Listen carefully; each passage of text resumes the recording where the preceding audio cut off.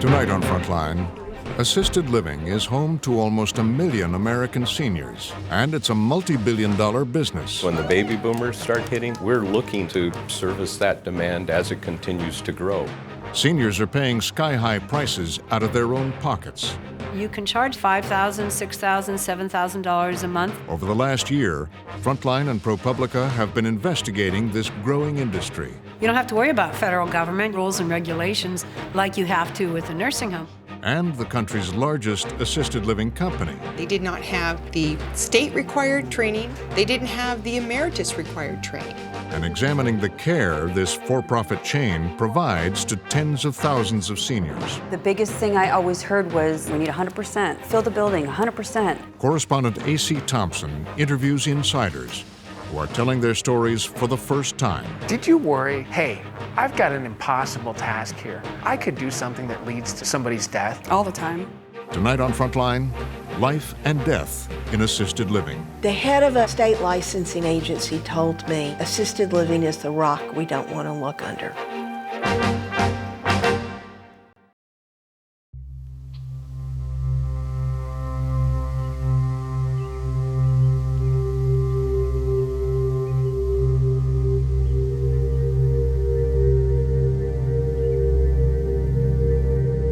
So this is 1940, is that right? Yes, this was the championship game. Yeah. Oh, look. There he is. There he is, yeah. Carrying the ball. Yes, That's right Daddy, in the middle number with 5. his curly hair. Yeah. Is that him? Yes, right he's there? got the ball right there. Yeah, there he goes. Yeah, he just intercepted that and now is just running and making his way through. Yeah, and just scored. Touchdown. I believe this is when they scored. The score was 73 to nothing. Yes. It was a game that Daddy talked about the most, I think. George McAfee had a remarkable life. In the 1940s and 50s, he was the star running back for the Chicago Bears. He won 3 NFL championships and was inducted into the Pro Football Hall of Fame. He didn't really talk about that that much. In fact, my mother wanted to place plaques of his in our den, and the only place he would let her put them was behind this door, so that when the door was open, you couldn't see them. I see all these photos, and he seems like he's just loving his later years. He enjoyed being around his family. He would just light up when he saw the grandkids, the great-grandkids. But in his 70s, George became one of the more than 5 million Americans suffering from dementia. I guess we first started noticing that there were some changes in Daddy's behavior. He would go to the bank, and he could get there, but once he got there, he couldn't remember why he was there. His daughters began searching for a facility that could care for their father. They chose Cypress Court, an assisted living home that charged more than $4,000 a month. When I saw the court, a couple things impressed me. The residents were free to access the outside and walk or sit. I thought we had just struck gold as far as a home for him. But then, the facility was bought by the Emeritus Corporation, a nationwide chain. The sisters say they began to see changes. His room would be dirty, and he would just be unkept, like he hadn't showered. I know for a fact that his sheets weren't being changed, his laundry was not being done. I would come home with his laundry, do his laundry myself. I would clean his room many times when I would go over. Yeah, and he hadn't showered. He looked like a dirty old man. One night, George left his room and went wandering through the facility. Records show that for almost half an hour, there was no one on duty in his wing of the building, and workers had failed to lock away a bottle of industrial-strength dishwashing liquid. At some point that night, George picked it up and drank it.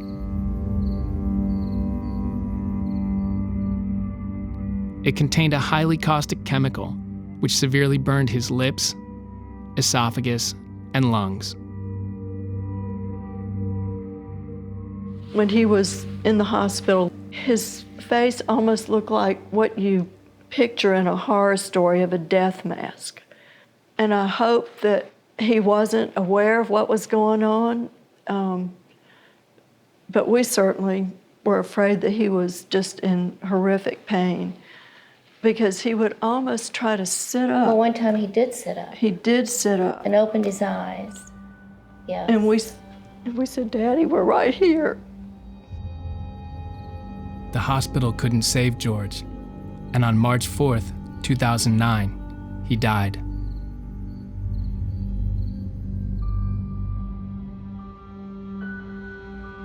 The state of Georgia found Emeritus negligent in George's death. The sisters sued the company and settled with them. Now they're speaking publicly for the first time. He suffered a horrific death.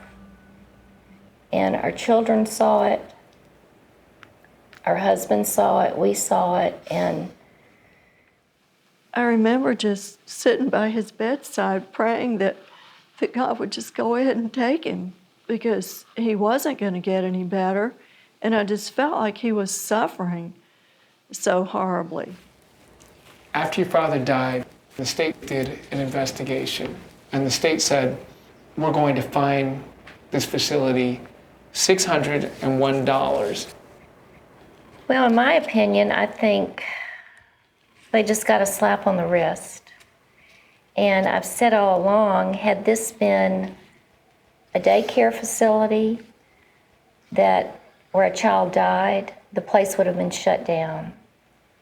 And to only get a fine of $601, I just think is outrageous.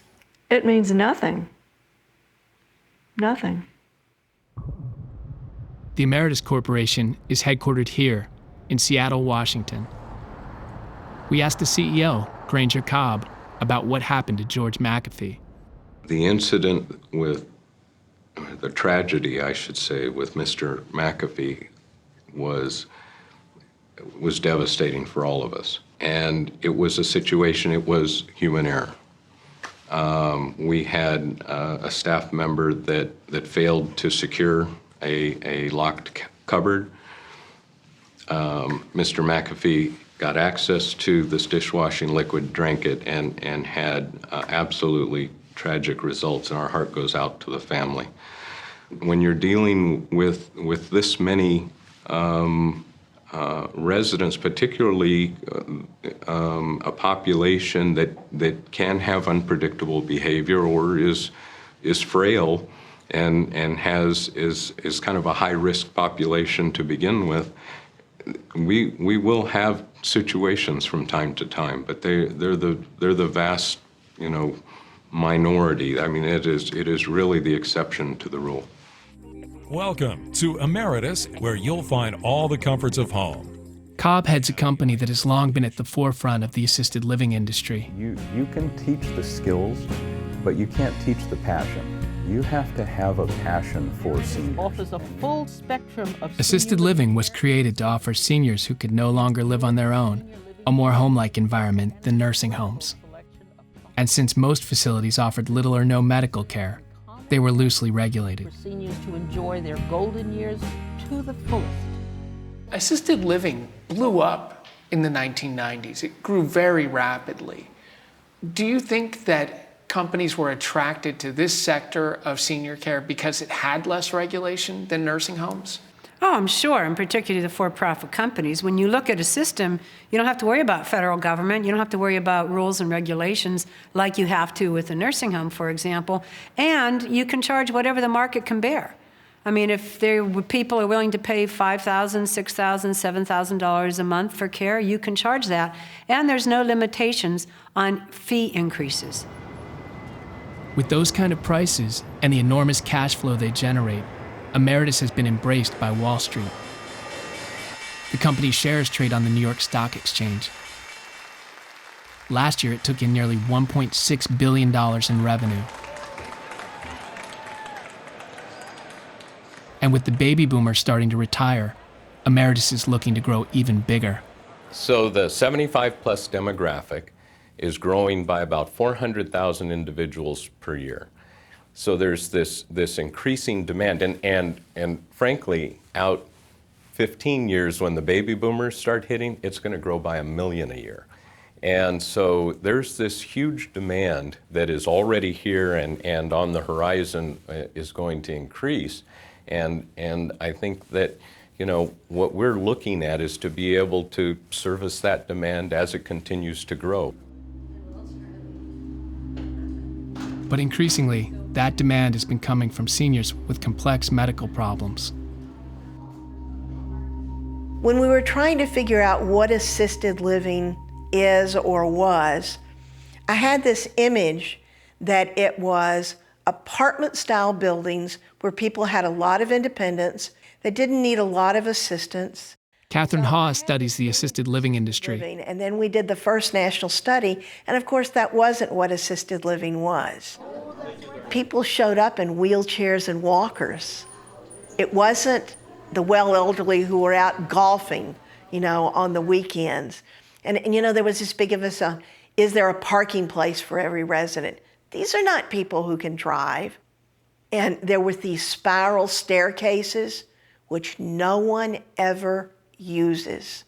Because if all you need is hospitality, you don't leave your home.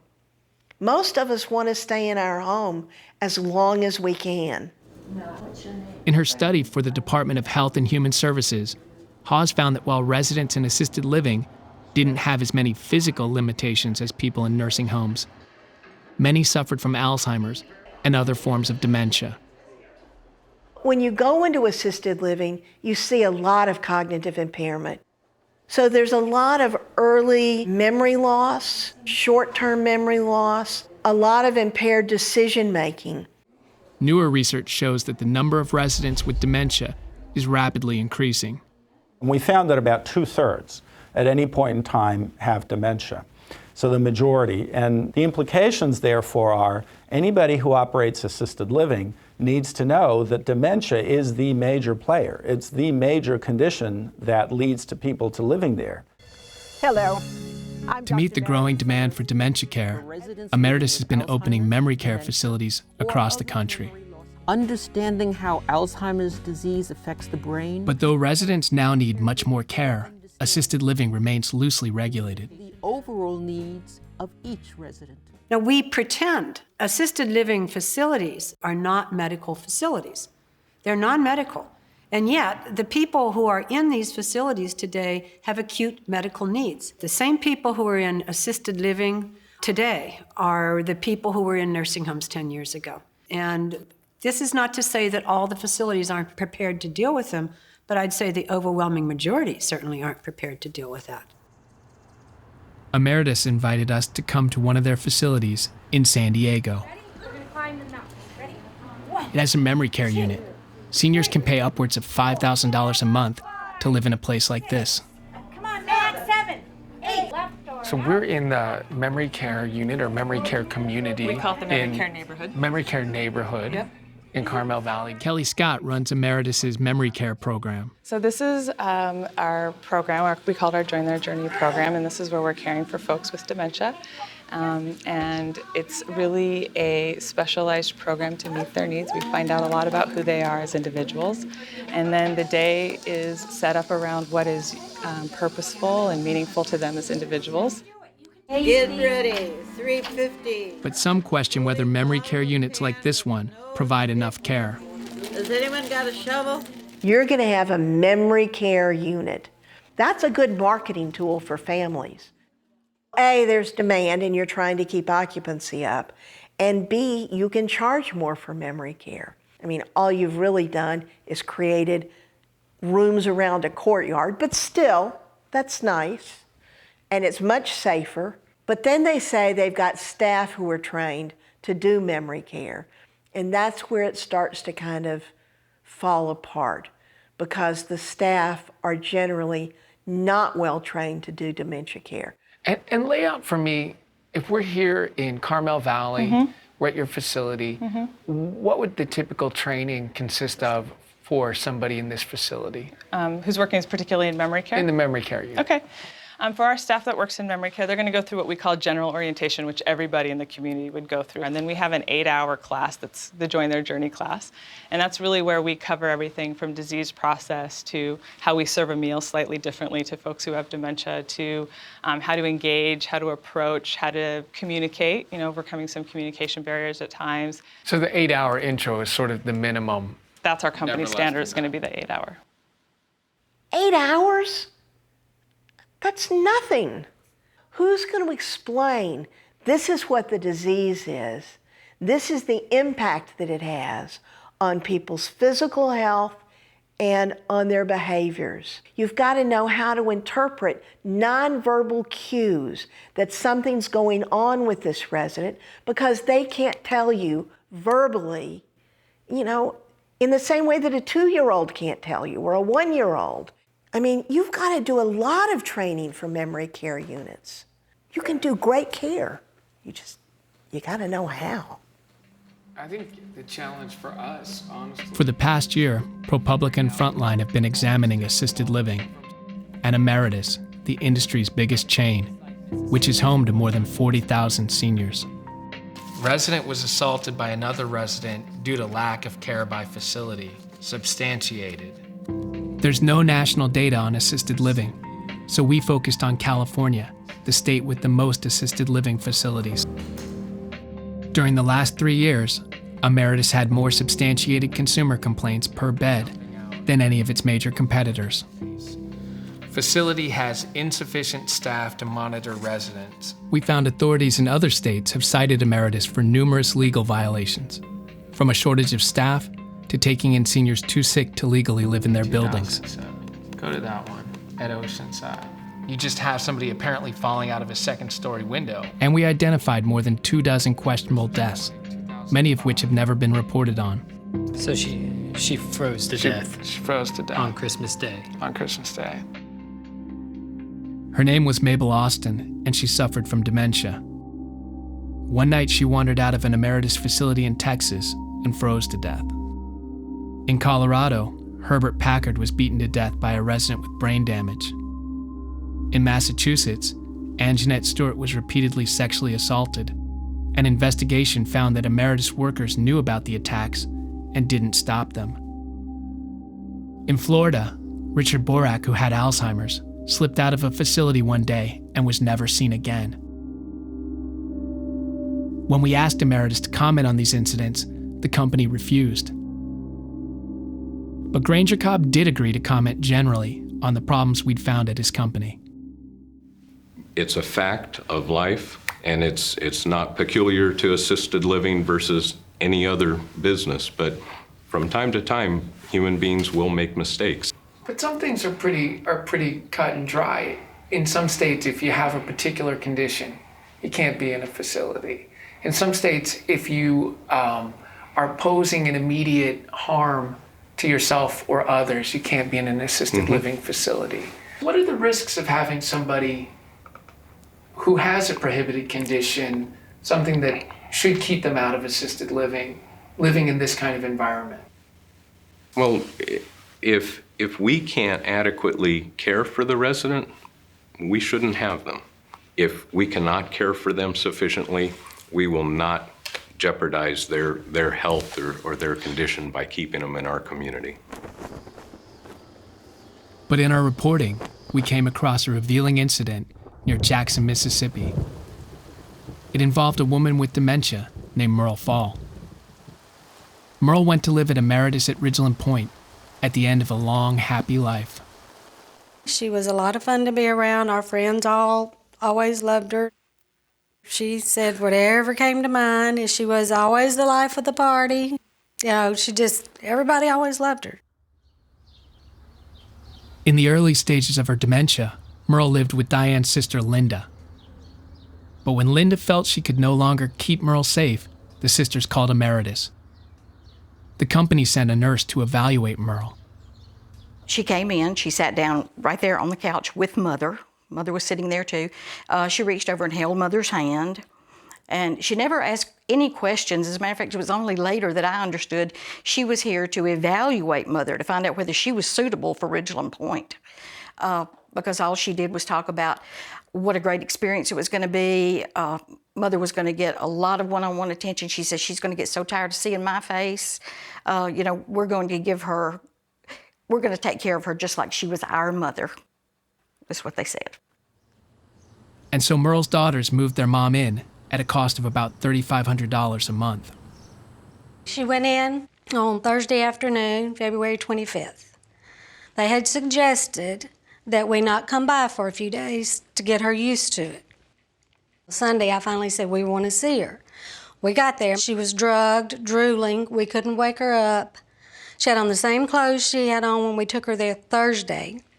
She smelled her urine. I mean, she looked like she had just been drugged the whole time. The sisters discussed taking Merle home, but in the end decided not to move her. She was miserable where she was, and she wanted to go home.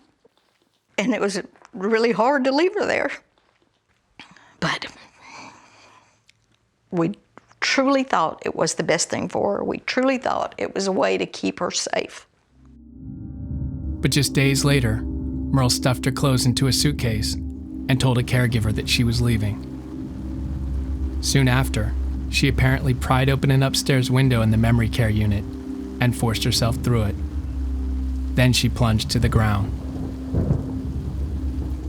I got a call on Saturday, March the 6th, 9 days after she was admitted there. About 10 till 8 that morning, said, the lady identified herself and said, your mother got out. I said, what do you mean she got out? She said, she went out the window. I said, she went out a second-story window? And she said, yes. I said, is she breathing? Is she alive? She's on the ground crawling around. She won't get up. We probably got there in less than 10 minutes. As a matter of fact, they were still putting her in the ambulance when we got there. There was not one living soul from Ridgeland Point out there with her. Nobody from Ridgeland Point ever came outside and said anything to us. Nobody expressed any regret because they never walked out the front door. We never saw them. At the hospital, doctors discovered that Merle had bleeding in her brain. 3 days later, she died.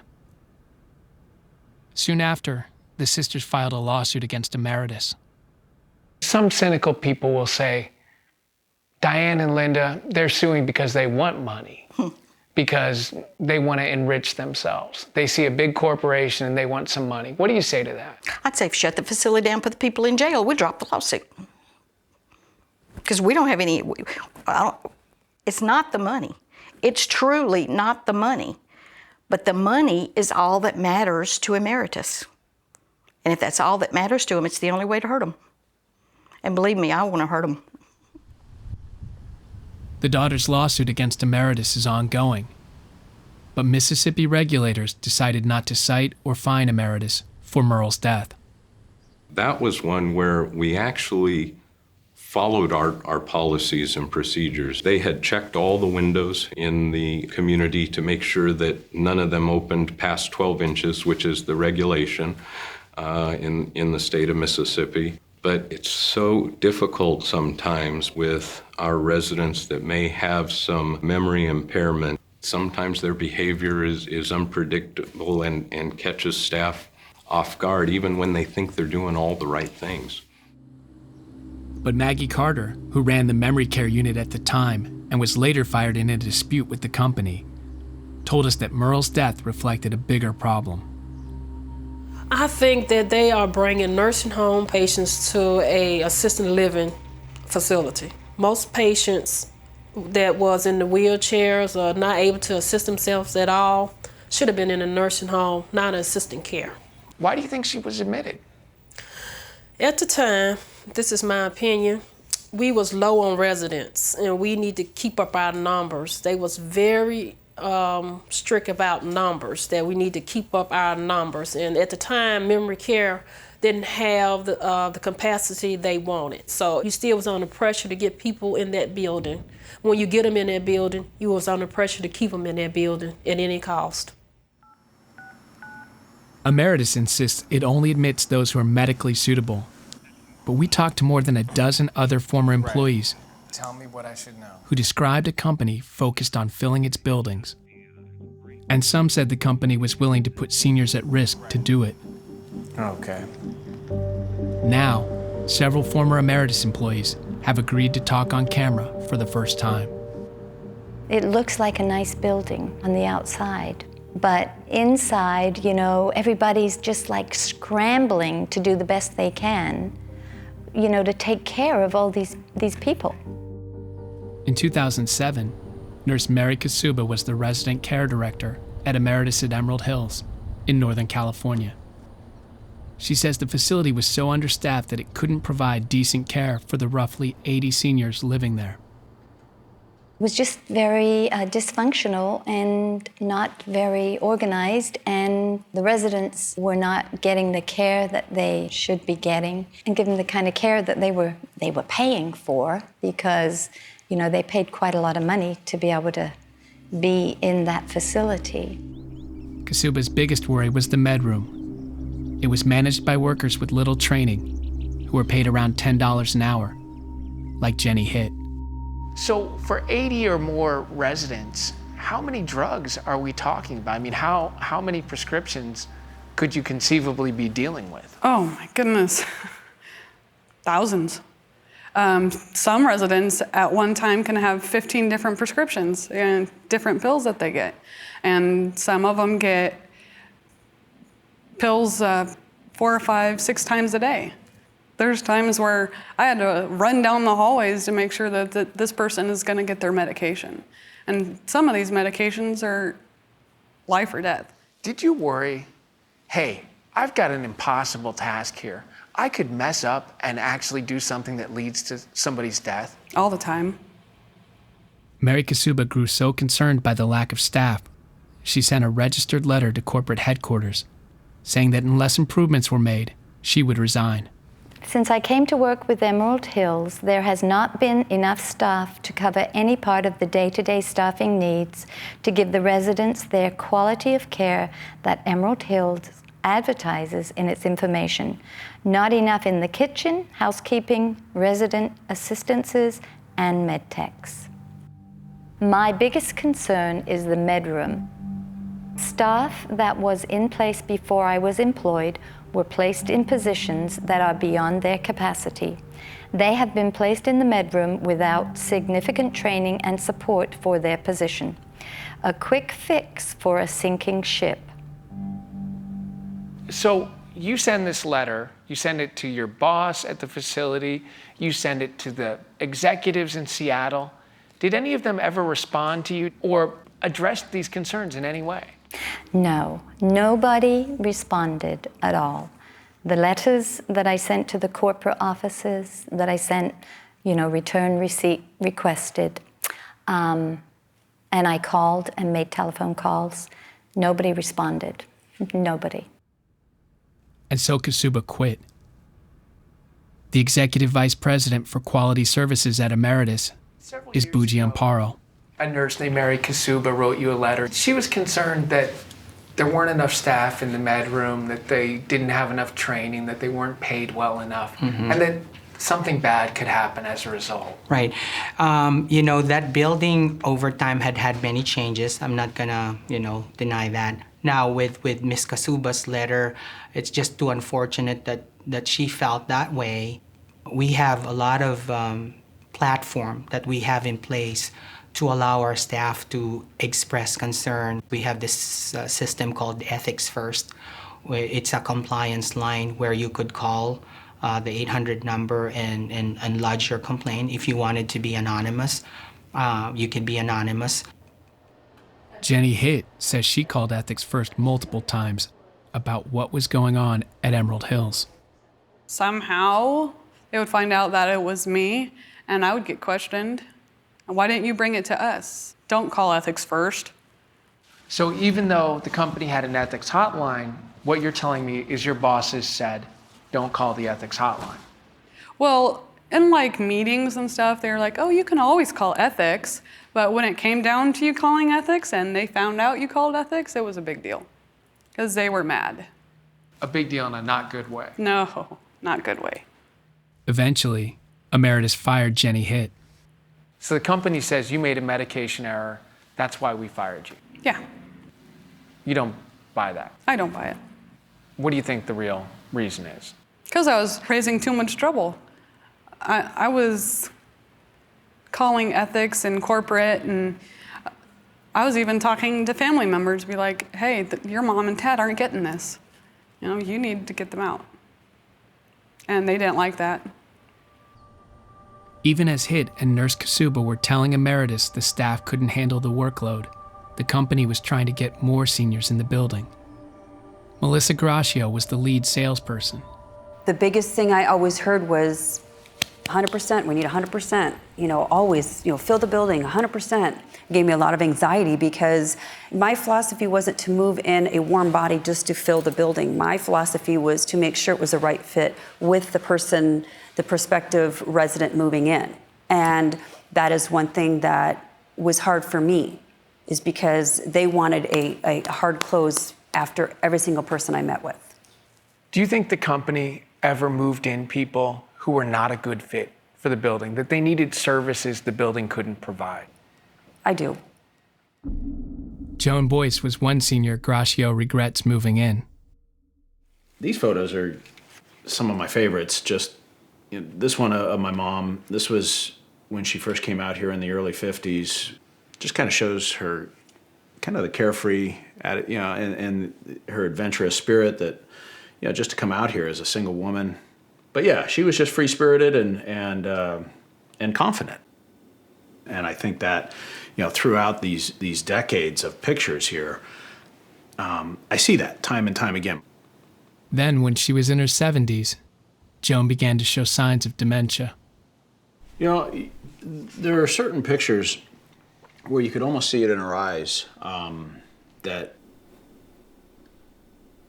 something just wasn't quite right. Joan's dementia grew much worse. She had trouble talking, she needed assistance walking, and she needed help eating. In 2007, her family moved her into a facility they were happy with, but it was a long drive. Emerald Hills was close and promised great care. To be able to spend more time with Joan, they moved her. But some of the staff didn't think Emerald Hills could care for Joan. She should never came. You don't think she should have been admitted to your facility? Mm-mm. Where do you think she should have gone? Skilled nursing. Why? She couldn't walk. She couldn't feed herself. She barely even talked to us. And her health wasn't that good. And we told them she needs to go to skilled. So you told the boss, Joan Boyce needs to go to a skilled nursing home. Yeah. What happened? They said, we can take care of their needs. She doesn't need to move. Eric Boyce's father spent part of every day with his wife. He began to worry that she wasn't getting the care she needed. He told his son. My dad said, hey, they're not treating Mom well. And most of it I thought I dismissed. I wanted to believe that couldn't be happening. There was a good deal of denial. But after 3 months at Emerald Hills, it was clear to everyone that Joan's health had declined dramatically. Finally, she was moved to a nursing home.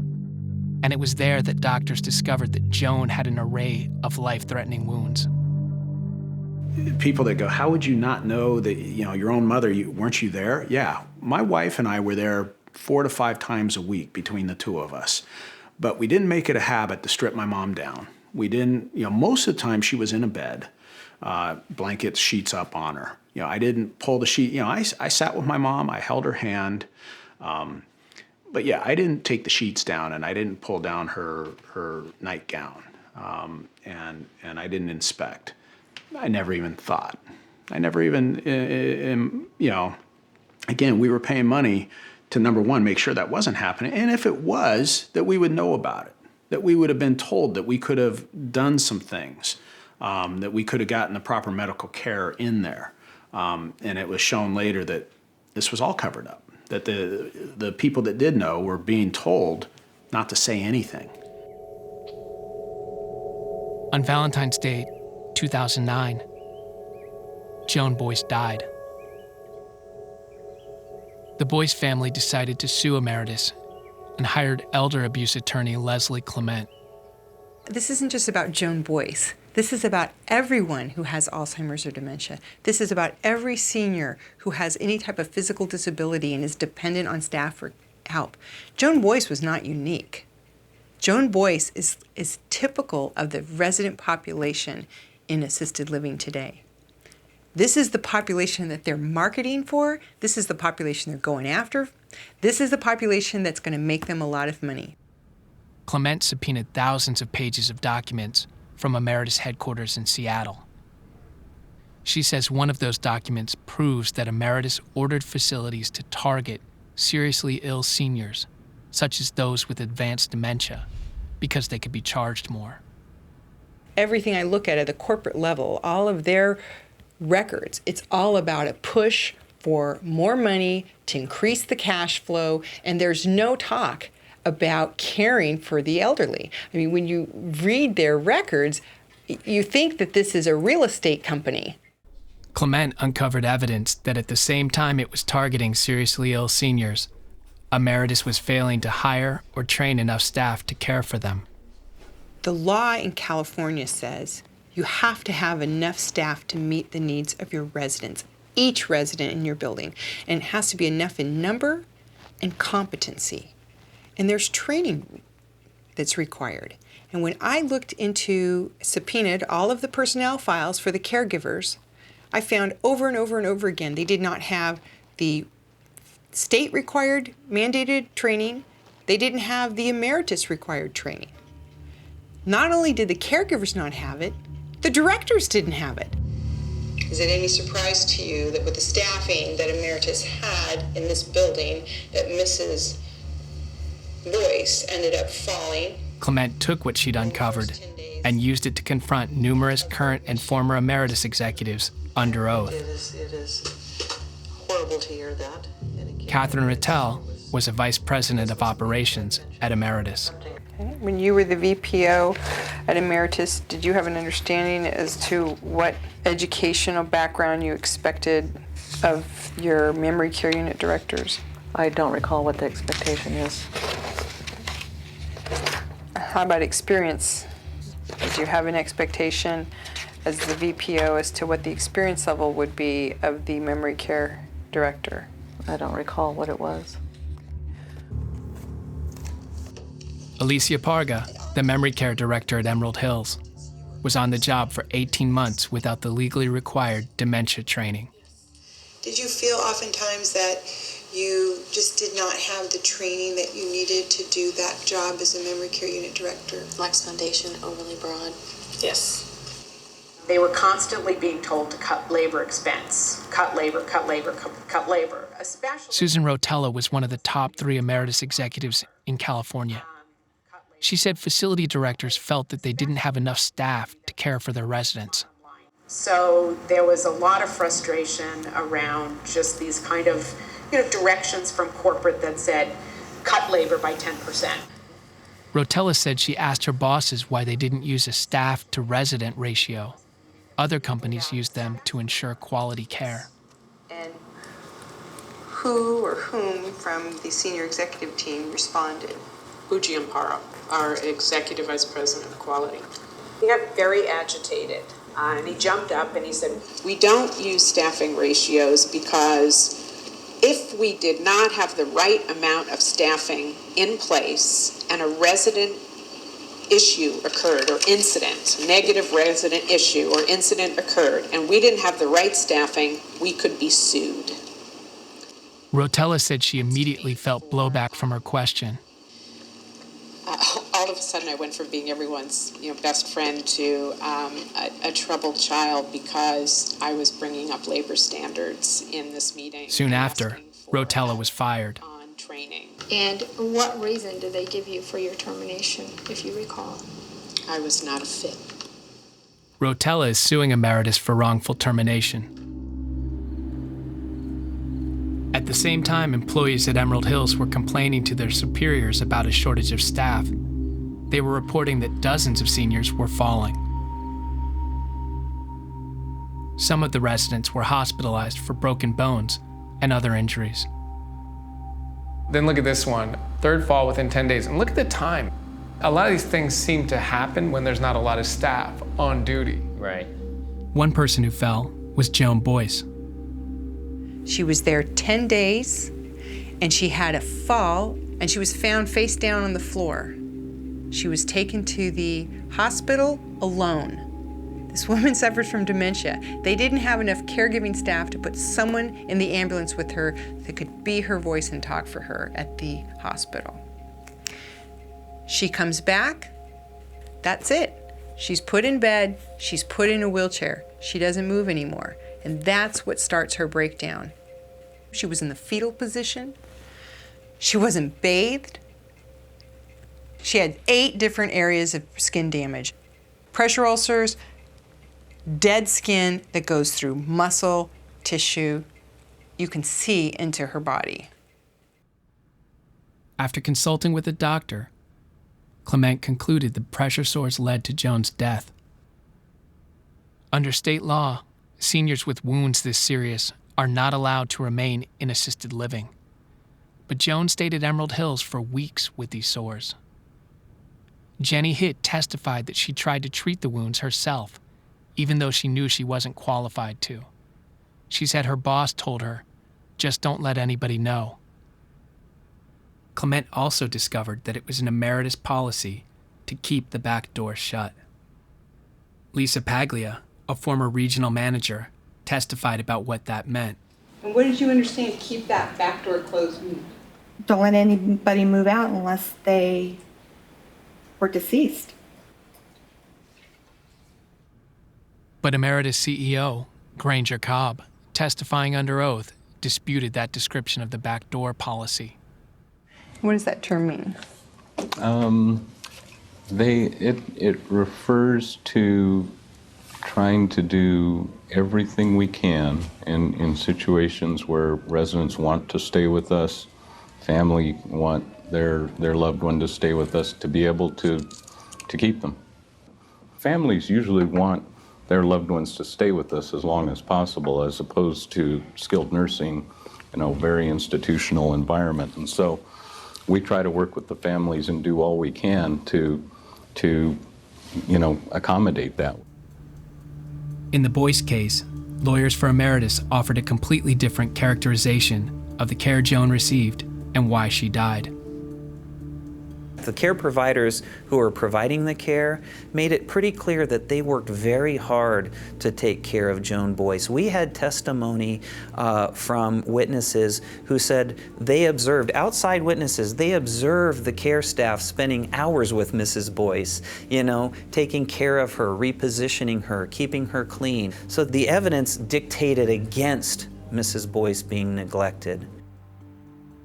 I can understand how a family could be angry about what's happening to their loved one. That's real. Where we go wrong is when we take that anger that family has and that grief and that suffering, and we direct it to the people who were there for the resident. They're not the evil. It's the diseases of aging that are the evil. It was Alzheimer's and a series of strokes that led to Joan's death, according to Dr. Richard Tyndall, an expert witness for Emeritus. The bed sores at decubiti did not contribute to her death. Okay, she's having more and more difficulty walking and moving. She doesn't want to get up on her leg. They interpreted it as a problem with the foot. In reality, it's paralysis of the leg. This is a stroke syndrome. She died because of her Alzheimer's and stroke, leading to a bedridden status, an inability to take adequate nutrition and hydration, progressive dehydration, malnutrition, which then you stop breathing and you die. And that is, in fact, in a hospice situation, how Alzheimer's patients and severe stroke patients die. To counter the Emeritus case, Clement tapped one of the country's leading forensic geriatricians.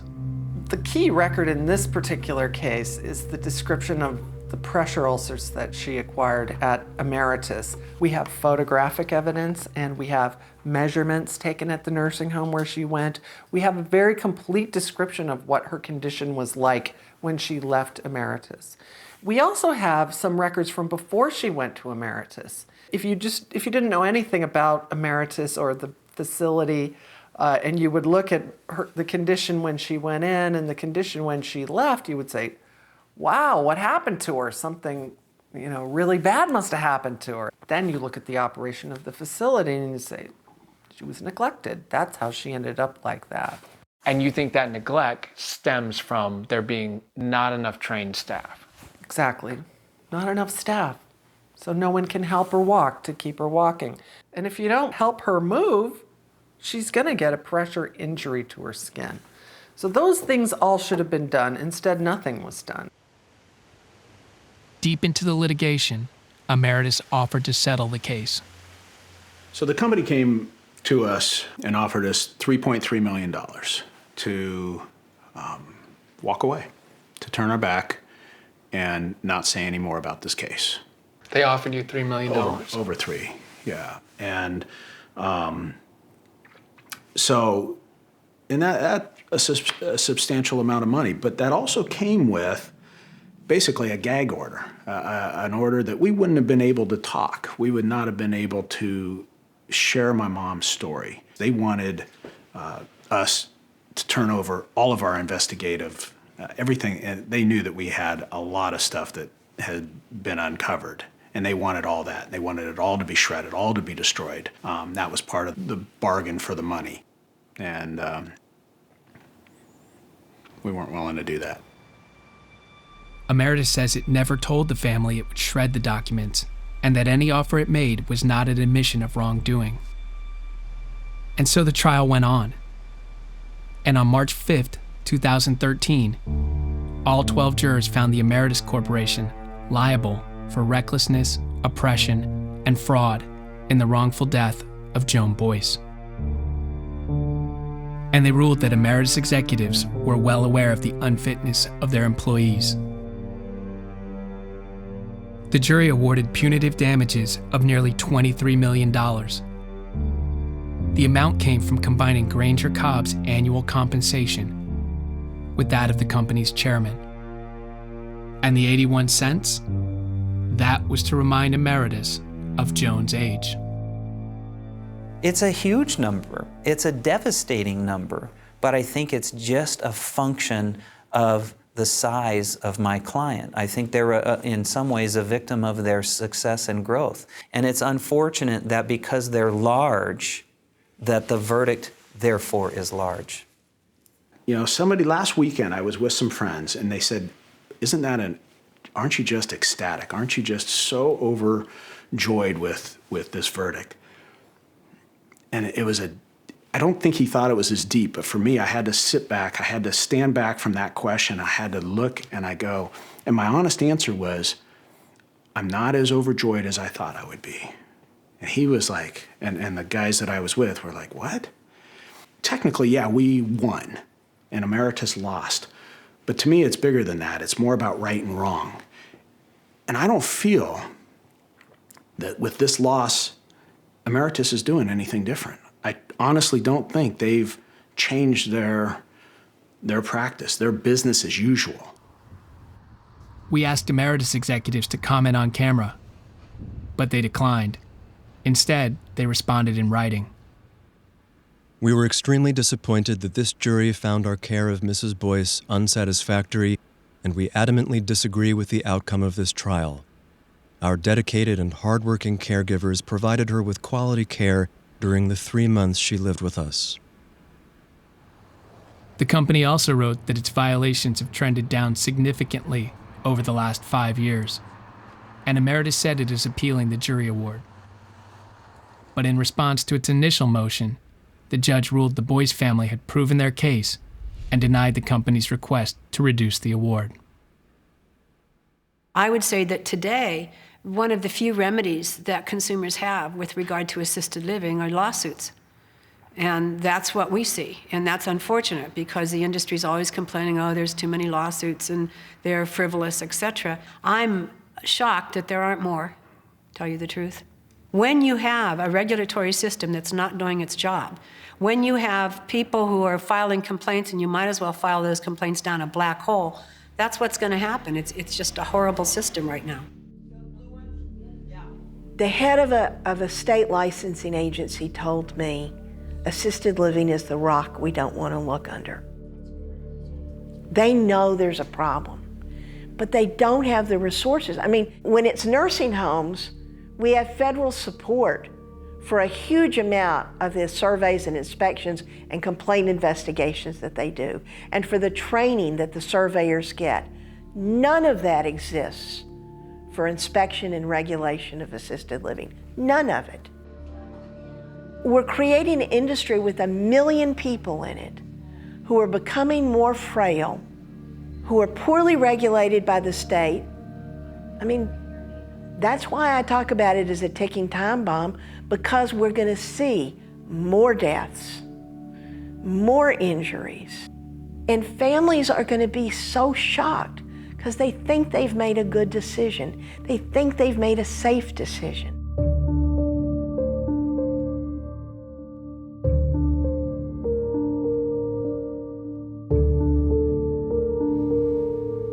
I have dreams, I guess they border on nightmares, that my mom is with me and she's lucid for a moment.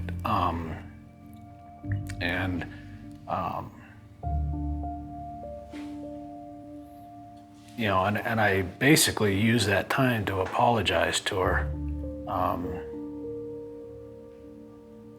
for not being the voice that she needed, for not demanding more of the people that we trusted with her care. But that's a fairly common dream that I have.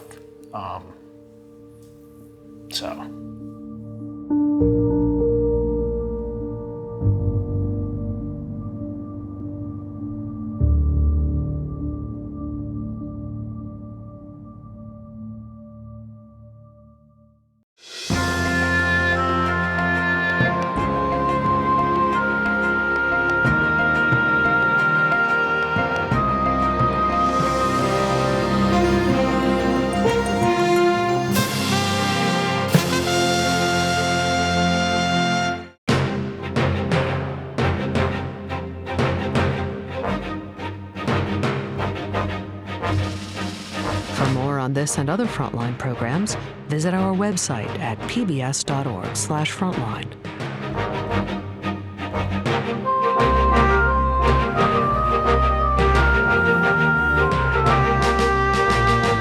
Frontline's Life and Death in Assisted Living is available on DVD. To order, visit shoppbs.org or call 1-800-PLAY-PBS. Frontline is also available for download on iTunes.